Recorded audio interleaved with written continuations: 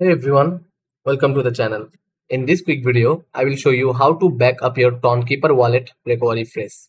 First, open the Tonkeeper app on your device, then tap the settings icon in the top right corner from here. After that, from the menu, select backup and then tap backup manually and hit continue. Click this backup manually and hit continue from here. Enter your passcode to continue.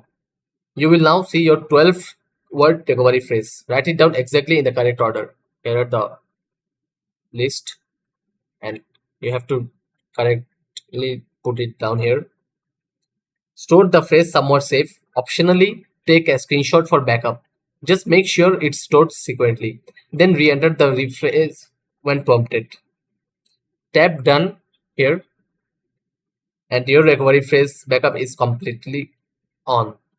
If this video helped, leave a like and subscribe for more quick crypto tutorials. Thanks for watching and I will see you in the next video.